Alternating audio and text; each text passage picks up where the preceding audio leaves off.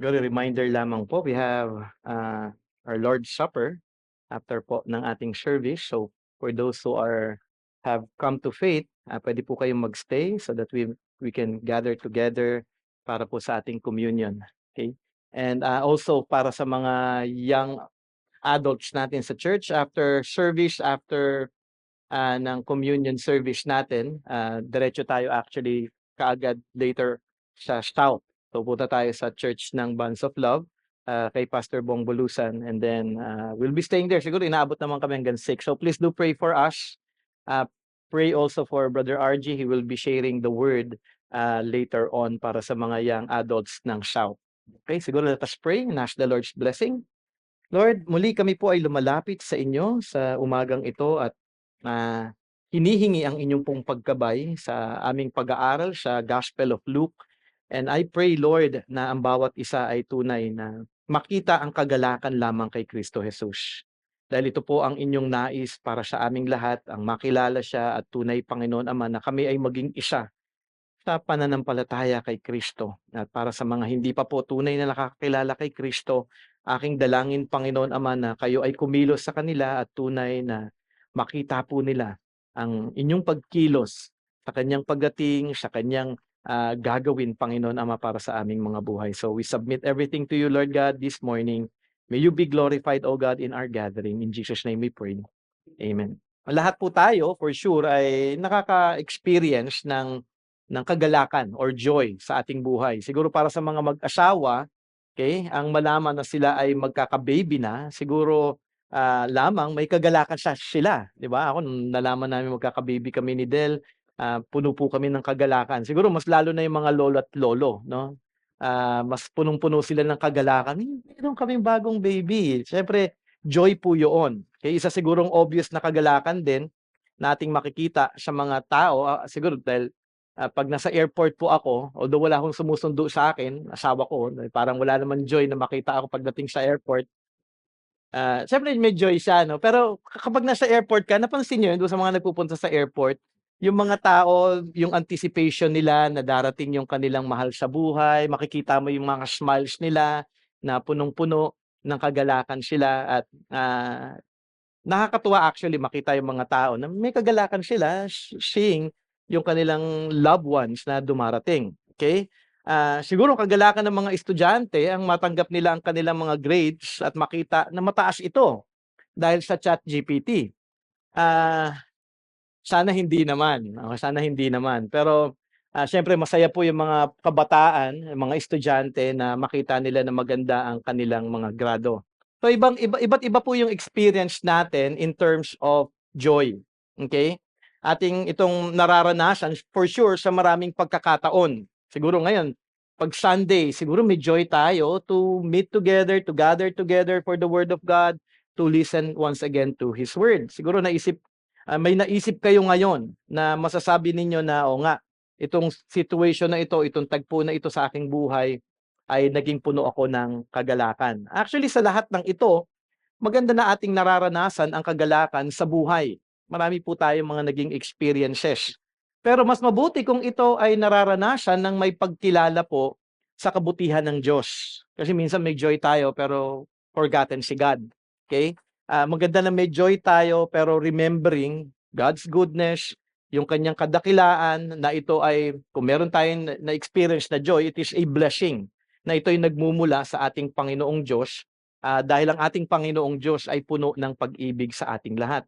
Na in truth, siyempre na ang lahat ng ito ay grace niya sa atin kasi hindi tayo actually karapat-dapat sa kahit na ano pang biyaya. May joy tayo, in-experience natin ito with the goodness of God, knowing who we are before God, kaya mas lalong nag-uumapaw po dapat yung joy nating bilang mga mananampalataya. Dahil alam natin kung titingnan lamang po natin ang ating mga sarili, ating tunay na katayuan sa kanyang harapan, hindi po tayo karapat-dapat sa kahit na ano. Pero ang Diyos po ay tunay na napakabuti sa ating lahat. In short, we are sinners saved by grace, sustained by grace, and continuously receiving abundant grace from our loving Father in heaven. Kaya nga po, kahit walang sitwasyon na masasabi natin itong part na ito ng life ko filled with joy, But knowing every moment that we are saved by grace, that we are in Christ, dapat lamang po na mapuno tayo palagi ng kagalakan sa ating buhay. Kaya nga minsan hindi ako magtataka kung ikaw ay Christian at bigla ka napapangiti, hindi sana may naisip kang hindi maganda o kaya kung bagay. Kung naiisip mo man, in time na kunyari daw, wala lang, nag-iisip ka na pangiti ka dahil naalala mo ang kabutihan ng Panginoon sa'yo, ng Diyos, sa kanyang biyaya, it is joy. Hindi siya nakabase sa circumstance, but yung joy dapat po natin mga mananampalataya ay nakabase din dahil sa kagalakan natin kay Kristo Jesus. Alam mo yun, yung araw-araw mo mapapalalahanan ng iyong sarili na ikaw ay napatawad na, ikaw ay isa na kay Kristo, ikaw ay anak na ng Panginoong Diyos. Siguro yun yung pinaka-joy dapat nating mga mananampalataya. At dito din ating ah, ah, at ito din yung naging klase ng kagalakan. Meron po si Elizabeth at Mary na ating aaralin po dito sa Luke chapter 1 verse 39 verse 44. Nakasulat sa akin John. Okay, kasi inaaral namin yung Book of John sa youth. So medyo nalilito na nga ako. Okay. So sa Luke chapter 1 verse 39-44, basahin po natin ang passage na ito at makikita po natin yung kagalakan nila sa kabutihan ng Diyos. At ito po ay nagresulta ng faith o pananampalataya kay Jesus. Sabi po doon in verse 39, "In those days, Mary arose and went with haste into the hill country to a town in Judah. And she entered the house of Zechariah and greeted Elizabeth. And when Elizabeth heard the greeting of Mary, the baby leaped in her womb. And Elizabeth was filled with the Holy Spirit. And she exclaimed with a loud cry, 'Blessed are you among women, and blessed is the fruit of your womb. And why is this granted to me, that the mother of my Lord should come to me?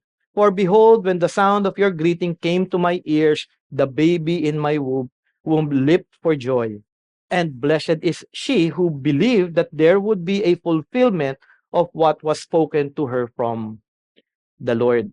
So tingnan lamang po natin yung ating magiging outline. Hatiin po natin ito sa 5 bahagi. The setting, the feeling of the Holy Spirit, the divine truth spoken, Jesus is Lord, and the blessing of believing. So start po tayo sa setting, sa verse 39 to 40.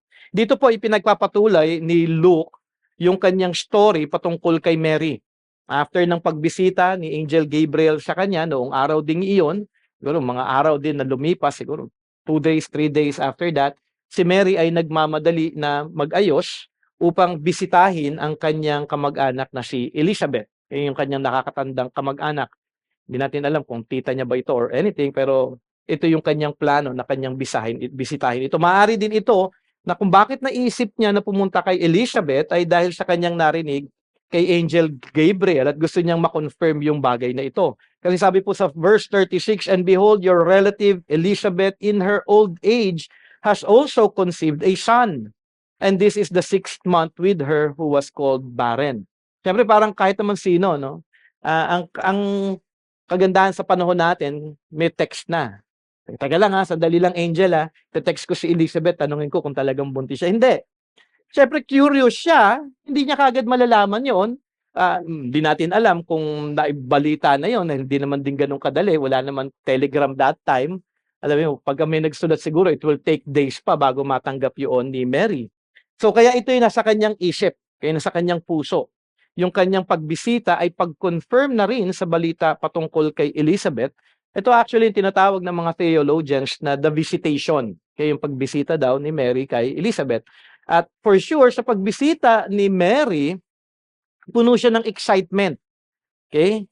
Kasi mapapatunayan ko na totoo yung sinabi ni Angel Gabriel sa akin, nung anghel na akin nakausap, kung totoo din na ang aking kamag-anak na si Elizabeth ay buntis nga. Eh alam kong barren siya.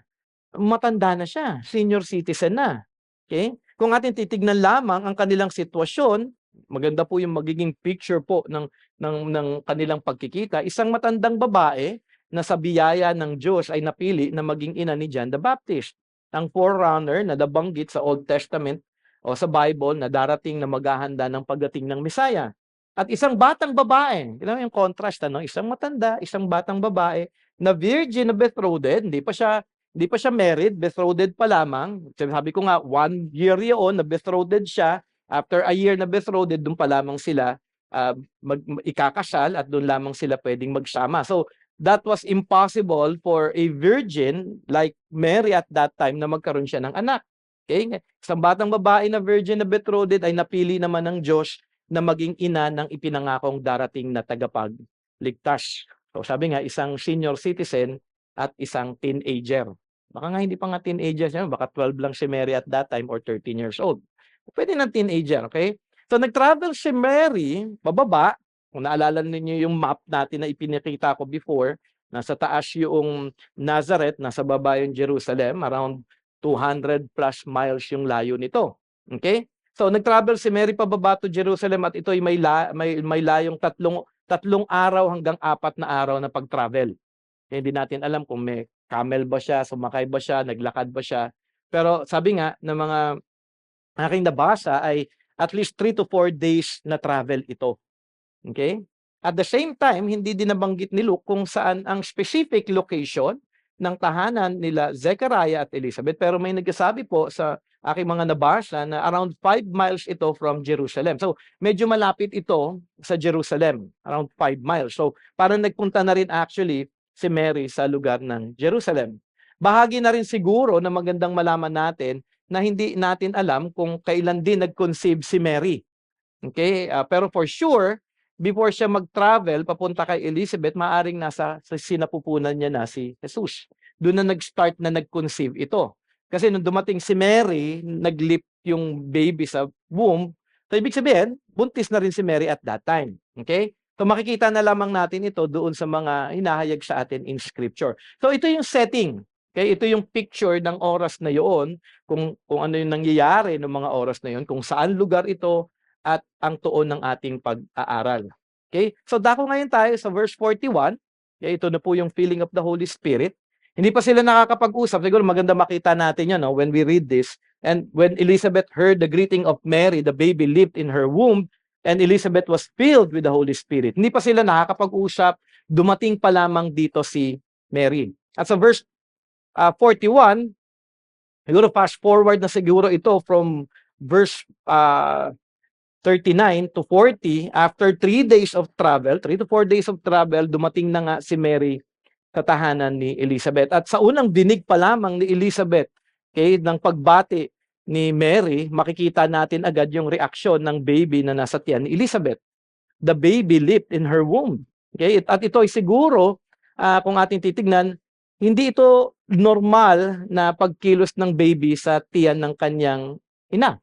Hindi ko na-experience mabuntis. Hindi ko alam kung paano gumalaw ang baby sa tiyan. Gumagalaw yung tiyan ko pag nagugutom at naririnig ko siya pag gutom. Pero siguro para doon sa mga nanay, nararamdaman ninyo na gumagalaw yung bata. At 6 months ng pregnant si Elizabeth, for sure naramdaman niya ng kumilos yun for many times. Pero siguro yung the baby leaped in her womb, may description na binibigay si Luke dito, ay kakaiba yung kanyang naramdaman. Okay?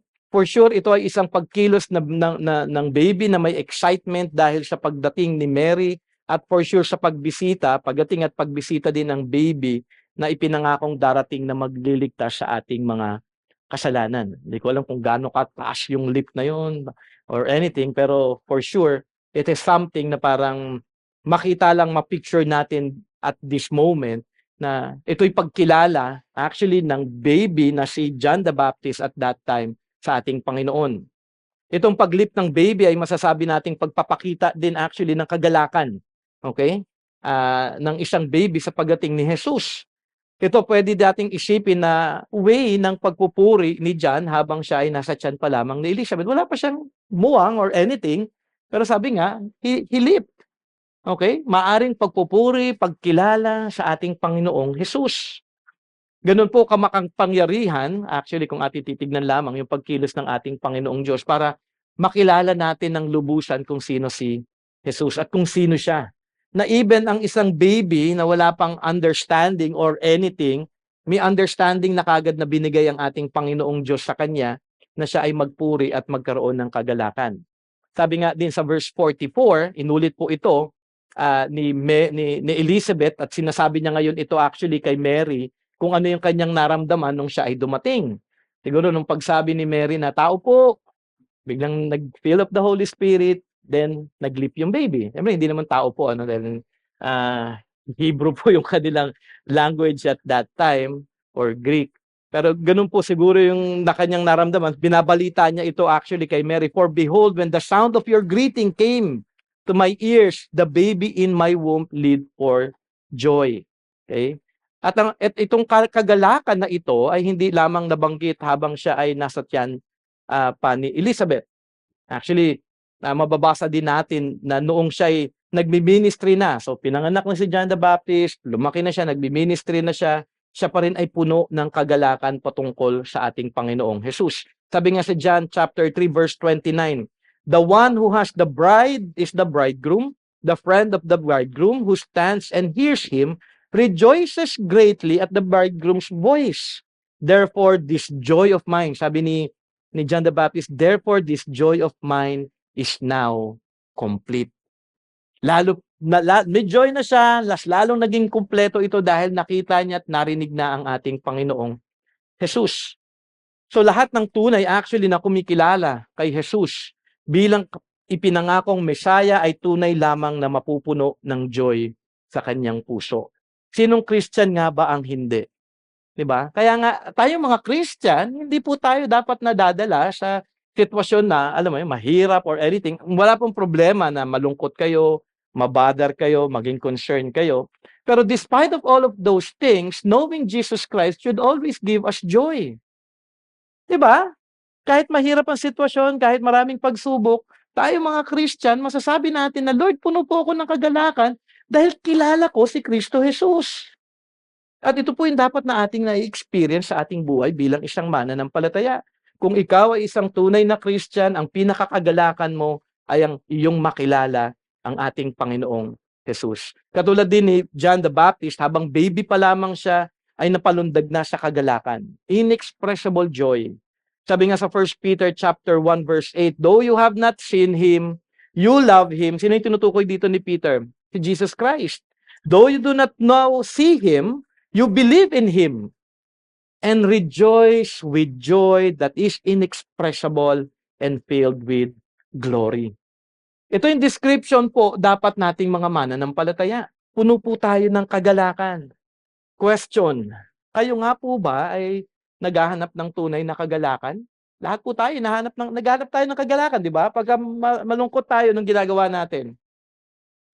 Either magbubukas tayo ng TV para manood tayo, o kaya magbubukas tayo ng ref para kumain ng ice cream, 'di ba? O kaya kung ano man pwede niyong buksan sa bahay ninyo, naghahanap palagi tayo ng kagalakan. Either pupunta kayo sa labas, magbabakasyon kayo, you look for joy, okay?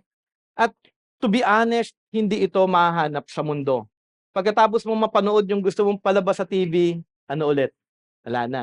Pag naubos mo na lahat ng laman ng ref mo, wala na. May problema ka na naman. Teka lang, bibili ko, magpupuno na naman ako ng pagkain sa ref. Okay? Hindi natin actually mahanap sa mundo ang tunay na kagalakan. Hindi ito actually makikita sa isang tao. Okay? Hindi porket kunyari daw may asawa ako, filled with joy ako. May mga singles din naman na filled with joy sila. 'Di ba? Kasi hindi nga ito mahahanap sa mundo, hindi ito mahahanap sa isang tao, hindi ito mahahanap sa isang gamit dahil ang gamit ay sisira.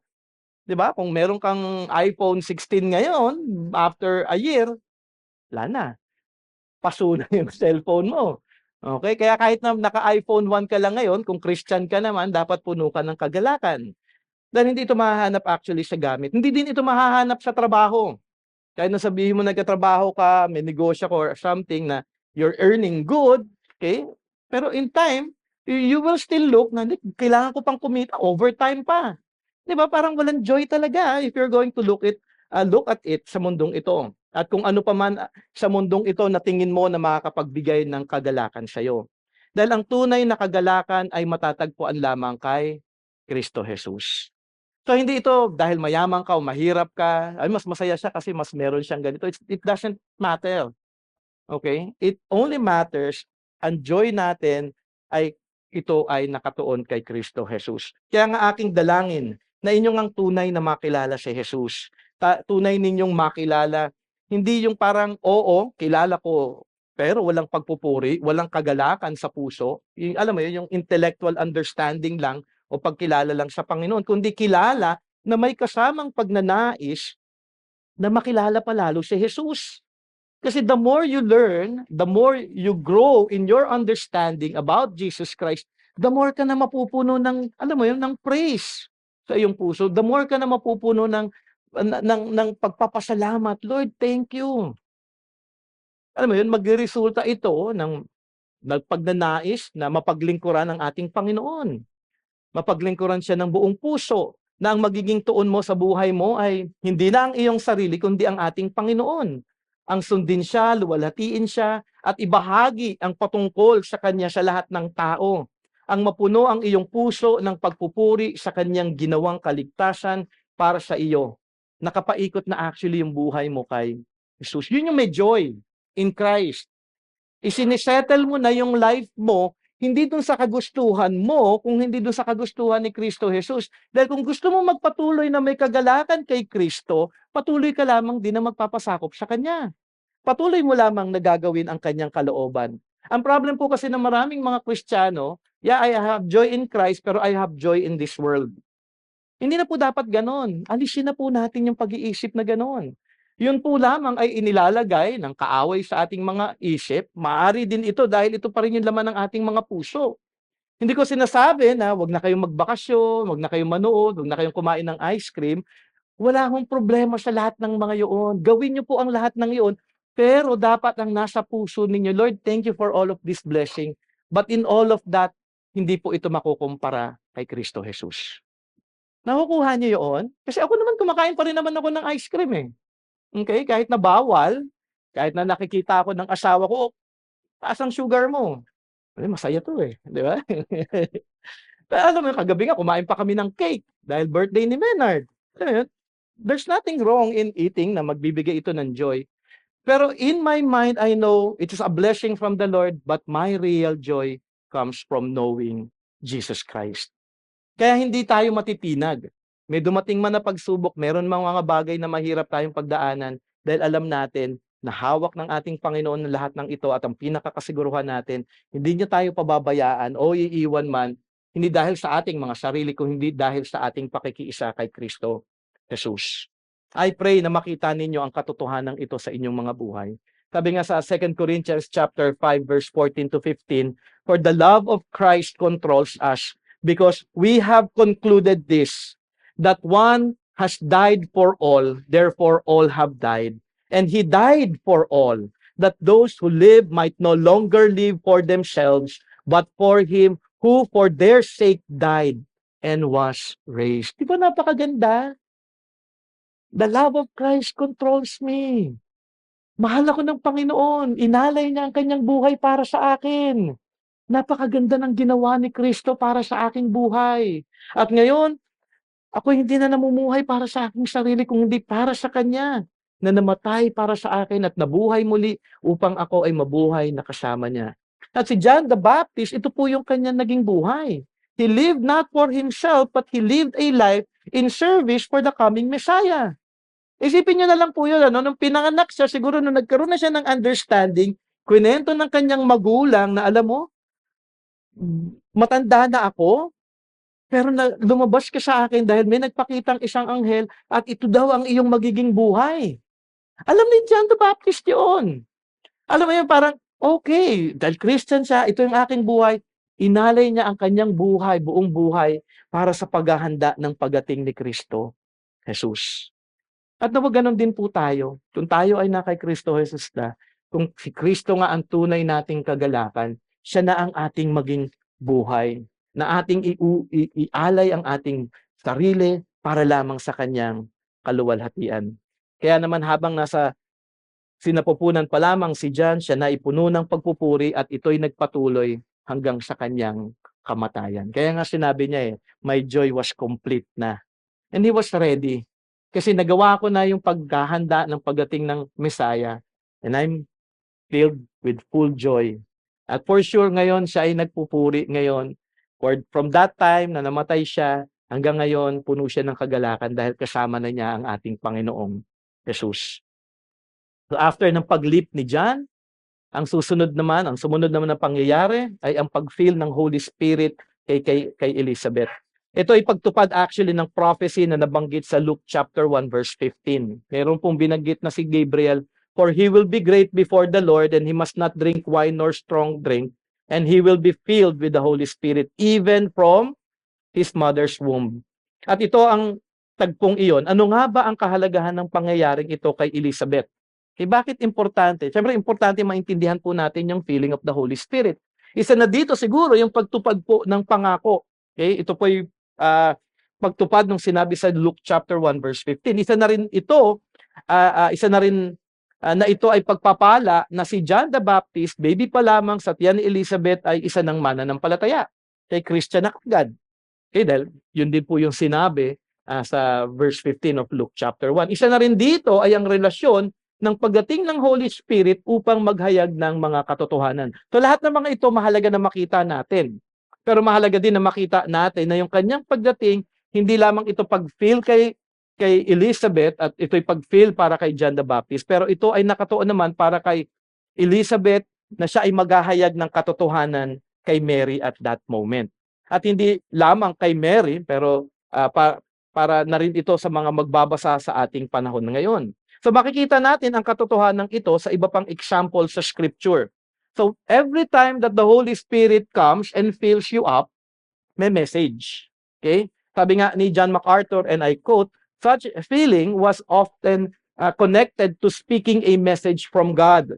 One example is in 2 Samuel chapter 23 verse 2. "The Spirit of the Lord speaks by me, His word is on my tongue." Nangyari din ito actually sa tatay ni John the Baptist, kay Zechariah sa Luke 1:67. Sabi dito, "And his father Zechariah was filled with the Holy Spirit." So hindi lang siya Elizabeth. Zechariah was filled with the Holy Spirit and prophesied. So nagbigay siya ng message patungkol sa ating Panginoong Diyos. Maging kay Simeon, bago siya nagsalita patungkol sa ating Panginoong Jesus in Luke chapter 2 verse 27 to 28, "And he came in the Spirit into the temple, and when the parents brought him in the child Jesus to carry out for him the custom of the law, then he took him into his arm and blessed God and said." So meron po siyang inihayag sa nanay at tatay ng ating Panginoong Jesus. Not only that, siguro pinaka-alam natin na part na dumating ang Holy Spirit filling up is in Acts chapter 2 verse 4. "And they were all filled with the Holy Spirit and began to speak in other tongues as the Spirit gave them utterance." So, in context, para at least makita natin, bakit nga ba natin kailangan mabasa ang lahat ng ito upang makita natin kung paano actually kumikilos din ang banal na Espiritu. Hindi siya something mystical, pero as we have seen it in scriptures, kung ano talaga ang kanyang gawain o paano siya kumikilos sa ating lahat, na ang kanyang pagdating sa bawat sitwasyon, isa na dito ay ang pagkilos niya sa paghahayag ng katotohanan ng salita ng Diyos. Na ang ating naririnig ay hindi mula sa tao, kundi mula ito sa pagkilos ng banal na Espiritu.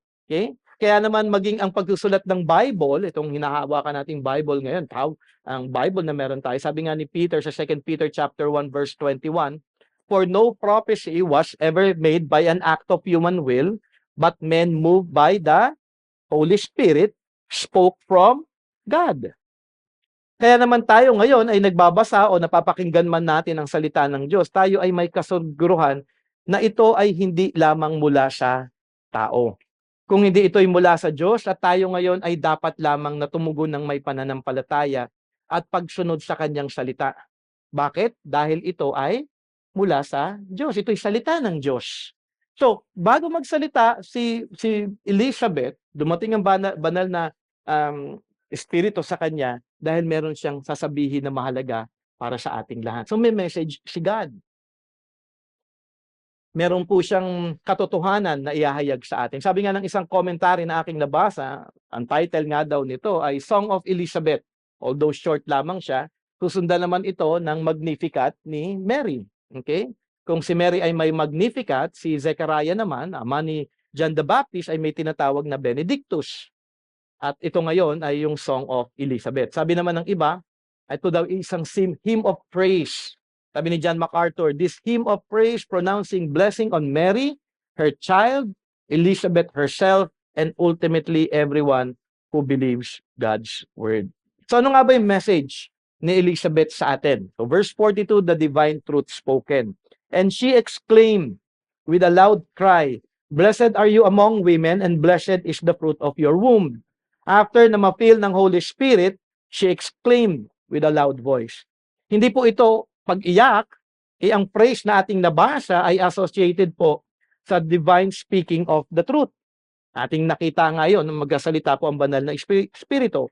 The word exclaimed in Greek means to speak in with a considerable volume or loudness. To cry out, to shout, to call out, to speak loudly. Yun yung ibig sabihin po ng exclaim. Nais kong ma-picture lamang natin na si Elizabeth at this time ay nagsalita ng malakas, hindi dahil bingi si Mary. Okay? Kundi ito ay paghayag na hindi lamang si Mary dapat ang makarinig nito, kundi maging ang mga nasa paligid niya. Although ito ay nasa tahanan niya, maari na nandun din sa Zechariah, kasama sa kanyang tahanan, kaya siya nagsasalita ng malakas para marinig yung kanyang ibabahagi. Okay, siguro parang ano din to dahil si Zechariah, ano yung naging response niya nung dumating yung angel? Unbelief. Ay ngayon siguro gustong iparinig ng banal na espiritu. Ito yung dalawang example na nanampalataya sa akin. Pakinggan mo yan. Although syempre wala sa scripture ito, pwede po nangyari yun. Ito pa'y paghayag hindi lamang para kay Mary, kung hindi para sa lahat. Sabi nga ng commentator, mahalaga na marinig ng lahat at siguro para matandaan nila at maunawaan nila ang kahalagahan ng pagdating ng ating Panginoong Jesus. So ano yung sinabi ni Elizabeth? Blessed are you among women and blessed is the fruit of your womb. Okay? Blessed among you women, siguro para sa iba, it rings a bell. Diba? Naalala nyo yon? Meron pa kayong hawak na beads, ganyan. Tapos paulit-ulit. Okay? Pero syempre, maganda na maunawaan po natin ito. Ano nga bang ibig sabihin dito ni Elizabeth nung kanyang sinabi ito? The phrase, blessed are you among women, is a Hebrew superlative expression that describes Mary as the most blessed of all women. In context, kung bakit po ito nabanggit, in culture po sa mga Hudyo at that time, ang magkaroon po ng anak ay blessing para po sa isang babae. Blessing po yun para sa kanila. Kaya nga, in some way, ang pagiging barren, in some thinking po, dahil culture po nila yun, ang barrenness ay parang curse. Kaya dito dinidescribe lamang ni Elizabeth that she is blessed. Lalo na kung ang anak mo ay lumaking maayos. Mababasa natin, actually, yung example na ito sa Luke chapter 11, verse 27 and 28, kung saan si Jesus ay nagtuturo sa mga tao.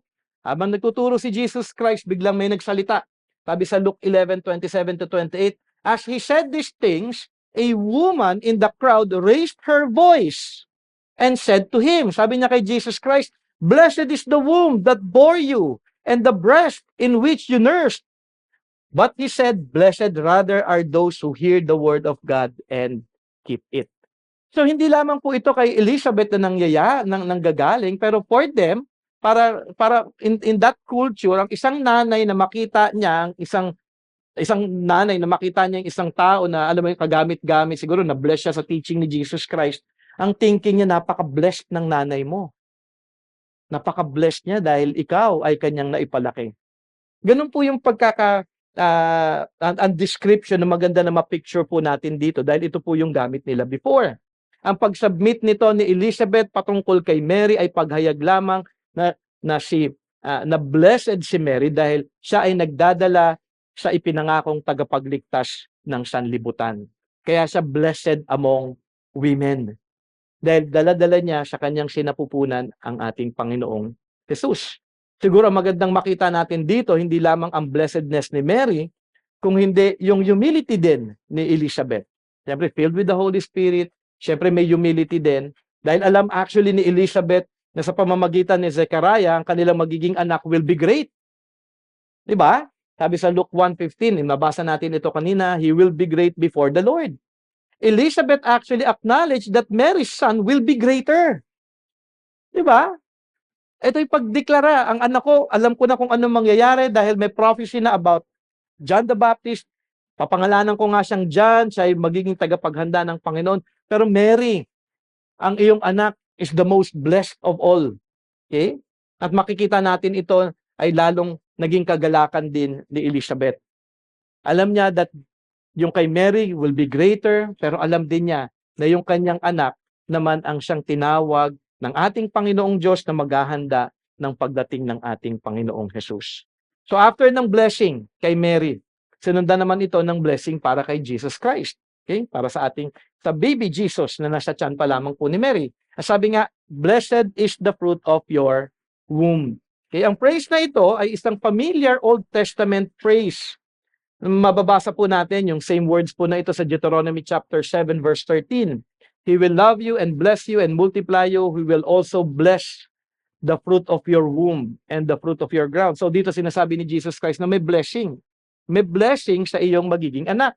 In Psalm 127 verse 3, behold, children are a gift of the Lord. The fruit of the womb is a reward. It's a blessing.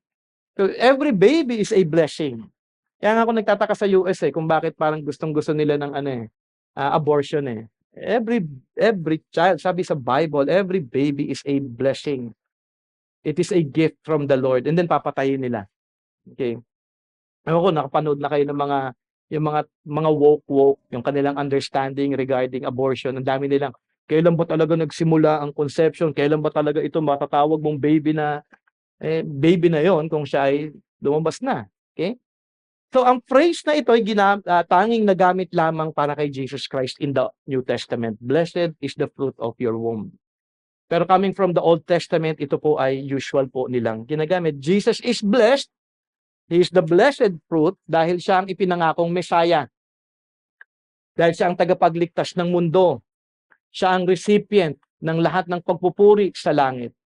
At siya yung tinatawag na holy, innocent, undefiled, separated from sinners, and exalted above the heavens. Siya yung kataas-taasan na ating Panginoong Diyos. Siya yung tinatawag na Lord of Glory. Kaya nga siya blessed. Ang hymn of praise na ito ay nakatuon kay Mary, okay, ay mahalaga na maunawaan nating lahat. Mahalaga na makita natin na ito ang tuon na nais ng ating Panginoong Diyos na ating maunawaan ngayon. Ang hymn na ito ay hindi patungkol kay Mary. Kasi ganun yung pananaw ng Catholic Okay, it's about Mary. No, it's about Jesus Christ. Yun yung pinakatuon dito kung sino siya at kung ano ang blessing na hatid niya para sa mga taong makasalanan. Siguro mahalagang bahagi ng hymn of praise ni Elizabeth ay mababasa natin sa verse 43. Jesus is Lord. Sabi nga doon, and why is this granted to me that the mother of my Lord should come to me? And behold, when the sound of your greeting came to my ears, the baby in my womb leaped for joy. Blessing for Mary, blessing for Jesus, at ngayon blessing ni Elizabeth sa kanyang sarili. Ang kanyang mapagkumbabang puso, ang kanyang naisip ay ang pribilehiyo na mayroon siya at that time na dumating si Mary at syempre ang bata na kanyang dinadala na tinawag ni Elizabeth na Lord. Ito po yung importanteng makita natin dito. Sabi kasi ni Mary, and why is this granted to me that the mother of my Lord? Okay? My Lord. Sino daw yung tinatawag niya ditong my Lord? Mother of my Lord. Si Jesus Christ. Siya yung Lord. Okay? Na tinatawag dito ni Mary. Sa tulong ng banal na Espiritu, tinawag ni Elizabeth ang baby ni Mary na kanyang Lord o Panginoon. Ito'y pagkilala na si Jesus ay Diyos. Sabi nga ni R.C. Sproul, and I quote, sabi niya sa kanyang article, Lord is the English translation of the Greek word kurios, which is typically used in the Septuagint. The Septuagint po is the Greek version po ng Old Testament. Kasi ang Old Testament is in Hebrew Aramaic. So naggawa po sila ng Greek Bible na Old Testament. Yung po yung tinatawag na Septuagint. Okay? Sabi nga, the ancient Greek translation of the Old Testament. To translate the Hebrew Tetragrammaton, the covenant name of the God of Israel. That is, when the ancient Greek translators translated God's name Yahweh, they typically did so using the Greek word kurios. Yun yung paggamit po nila. Okay? So, nung translate nila ito into Greek, Kurios, which is God. Kaya naman sabi din ni Philip Ryken sa kanyang commentary, the most important thing Elizabeth said was not about Mary, however, but about Jesus. She referred to the child in Mary's womb as her Lord. What a remarkable thing for Elizabeth to say. She called the unborn child my Lord.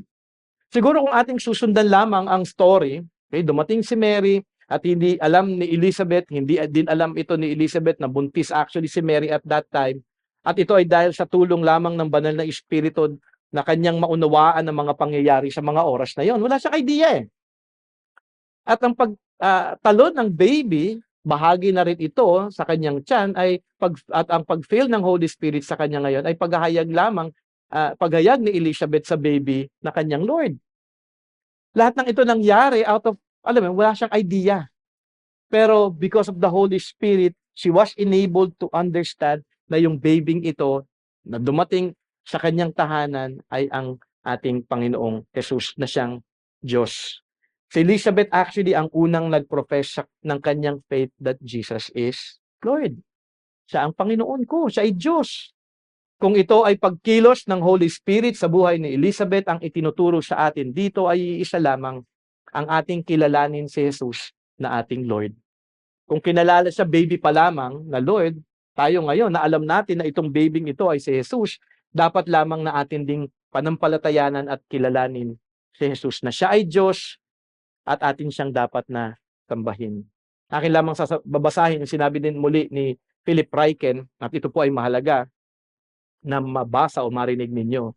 Sabi po dito ni Philip Ryken, and I quote, we have even better reason to believe in Jesus than John and Elizabeth had. They rejoiced over his conception, but we also rejoice for his crucifixion and resurrection. This is why Luke wrote this gospel, so we would know for sure that Jesus died on the cross for our sins and was raised again to give us eternal life. Now everyone who believes in Jesus leaps for joy and calls him Lord. At kung ang katotohanan ito ay makikita din natin sa pananampalataya na mayroon si Mary na hinayag naman din ni Elizabeth, nawa tayo din makita din ito sa ating buhay. And lastly, sa verse 45, the blessing of believing. Sabi doon, and blessed is she who believed that there would be a fulfillment of what was spoken to her from the Lord. Ito po yung pagtatapos ni Elizabeth. At ito po ay nakatuon kay Mary. Blessed siya dahil kanyang dinala si Jesus sa kanyang sinapupunan. Okay? Pero blessed din si Mary dahil siya ay nanampalataya sa mga katotohanan na kanyang narinig kay Gabriel. So yung una, si Elizabeth nagpakita ng faith because she believed that Jesus is Lord. Ito naman, si Mary, through Elizabeth, may paghayag na, hindi, blessed ka din dahil kinilala mo at yung tinanggap yung fulfillment at yung mga bagay na sinabi sa iyo ni Angel Gabriel. Sabi nga, she who believed. Mary believed. So may faith. Okay? What did she believe? Ano yung faith? Saan nakatuon yung faith ni Mary na sinasabi at hinahayag ni Elizabeth? The fulfillment of what was spoken to her from the Lord. Isipin mo yon, message, wala pa siyang understanding na kung ano man ang mangyayari sa kanyang anak, kung ano nga ba ito, kung ano yung gagawin niyang kaligtasan para sa ating lahat. Mary believed habang nasa womb pa lamang niya si Jesus Christ. Di ba? Ganong klaseng pananampalataya, meron sila. Anong ibig sabihin ito? Dahil kanyang nasaksihan ang katotohanan na inihayag sa kanya ng anghel na si Elizabeth nga ay buntis at her old age. At kahit hindi niya naintindihan ng lahat o naunawaan ng message ni Gabriel, siya ay nanampalataya sa sinabi ng Diyos sa kanya. Isipin ninyo ito, dumating si Mary sa bahay ni Elizabeth, ang greeting sa kanya ay puno ng blessing. Message from the Holy Spirit, she was called blessed. Ang anak niya blessed. At hindi natin alam kung alam na nga ba ni Mary na siya ay buntis. Pero sabi nga, at tinawag pa siyang Mother of my Lord, at narinig niya ang mga patotoo na ang anak ni Elizabeth ay nag-leap for joy. Siguro nasa isip ni Mary, buntis nga ang aking relative na barren. And then panghuli, the Holy Spirit commended her faith dahil sa fulfillment ng Diyos para sa kanya. Overwhelming, ano? Siguro overwhelming na yung nangyari with Mary and Angel Gabriel, and then ito na naman, another overwhelming situation sa kanyang buhay. Pero ito'y comfort para kay Mary. Kasi dito inihayag sa kanya ni Elizabeth, you believe doon sa ipinangako ng Diyos para sa iyo. Mary is blessed not because she is called the Mother of God. Ito po kasi yung pananaw ng Catholic faith, na maling pananaw nila. She was blessed because she had faith in God and faith in God's promised Messiah that He is coming. Yun yung blessing. Nakilala niya ang Diyos, pinanghawakan niya ang pangako ng Diyos, at tunay na kinikilala niya na ang kanyang baby na kanyang dadalhin at ipapanganak ay ang ipinangakong tagapagligtas. Dahil kailangan niya din ng tagapagligtas. Mababasa natin yun sa kanyang Magnificat next Sunday. In ending, do you believe that Jesus is Lord? That He is God? Na siya ang pangakong Messiah na darating at magliligtas sa sanlibutan? Katulad ni Mary at Elizabeth, have you put your faith in Christ? Sila po ay example of faith. Kung sila, hindi pa nila nakikita ang lahat, tayo clear na. May Bible na tayo. Nabasa na natin, alam na natin ang istorya patungkol kay Jesus. Alam na natin, paulit-ulit natin itong naririnig sa pulpit, naririnig na kung ano ang gospel, kung ano ang kahalagahan ng ginawa ni Kristo Jesus. Pero sila ay example ng tunay na pananampalataya na wala pa ang lahat, pero nanampalataya na sila. Narito na dumating si Jesus, natupad na ang pangako na may darating na forerunner na maghahanda sa pagdating ng ipinangakong Messiah. Na dumating na si Jesus at kanyang tinupad ang kalooban ng Diyos, na siya ay namuhay ng matuwid at sinunod ang lahat ng kautusan ng Diyos for 33 years. The whole time na ipinanganak si Jesus, hindi po siya nagkasala. Siya ay namuhay ng matuwid para sa atin, kanyang sinunod perfectly ang kautusan ng Diyos. Na si Jesus, hindi lamang yun ay namatay sa krus ng Kalbaryo upang pagbayaran niya ang kasalanan nating lahat. At inilibing at sa ikatlong araw, siya ay muling nabuhay. Pinagwagian niya ang kamatayan upang tayo ay magkaroon ng pag-asa sa Kanya. At kung ikaw ay mananampalataya kay Jesus at sa Kanyang ginawa, at kung ikaw ay magsisisi sa iyong mga kasalanan, ikaw ay makakatanggap ng kapatawaran at buhay na walang hanggan. Ito yung gospel na dapat po nating pinapanampalatayanan. Ito po yung gospel na nais ng Diyos na paulit-ulit nating naririnig na inyo pong bigyan ng importansya sa inyong buhay. Have you put your faith in Christ? Nakita nga ba ninyo ang kagandahan ng kanyang buhay, kamatayan at ng kanyang resurrection? Nanampalataya ka na ba sa mga katotohanan ito? At kung tunay man ang iyong pananampalataya, nasasalamin din ba ang buhay ng ating Panginoong Jesus sa inyo? Faith is believing in Jesus na siya ang tanging kasagutan sa kasalanan ng tao. Ang pag-asa nating makasalanan sa kaligtasan, ang buhay na ating kailangan upang tayo ay maiwasto sa harap ng ating Diyos na banal na naglikha sa atin. I pray na kayong lahat nga ay tunay na manampalataya kay Jesus at inyong matanggap ang biyaya ng kaligtasan na matatagpuan lamang sa kanyang pangalan. Let us pray. Lord, once again, thank you for your message, for your word na nagbibigay, Panginoon Ama, ng kaliwanagan sa aming mga isip at puso. Pag-unawa na tama, Panginoon Ama, kung gaano kahalaga ang pagdating, Panginoon Ama, ng inyong anak na si Kristo Jesus. Kung gaano kadakila ang kanyang ginawang kaligtasan para sa aming lahat. Maraming salamat, Panginoon Ama, dahil sa inyong salita, sa inyo pong binigay sa amin na Gospel of Luke, Panginoon Ama, amin pong nakita kung paano po kayo naging tapat, kung paano po ba kayo kumilos, Panginoon Ama, at that time sa pagdating po ng inyong anak na si Kristo Jesus. Sa pananampalataya na ipinakita ni Elizabeth, sa pananampalataya ni Mary, nawa maging example po ito sa aming lahat na kami din ay inyong tinatawag na manampalataya kay Kristo Jesus. And I pray for everyone, Lord, who have not come to faith in Christ.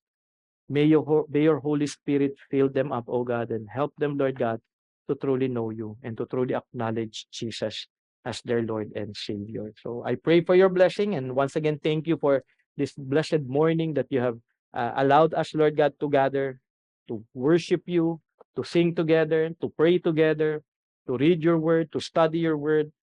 Lord, bless us continually in the coming days. As we meet again next Sunday, we pray that you will continue to allow each one, Lord God, to grow more in the likeness of Christ, that we may truly live not for ourselves, but for the glory of your name. Help us, O God. Thank you, Lord God. And as we continue our day, maging sa aming communions, celebration, O God, sa Lord's Supper, we pray, Lord, na ihanda niyo po ang aming mga hearts, Panginoon Ama, na muli mapuno po kami ng pagpupuri at pagpapasalamat sa ginawa po ni Kristo Jesus para sa amin. Bless our time together. In Jesus' name we pray. Amen and amen.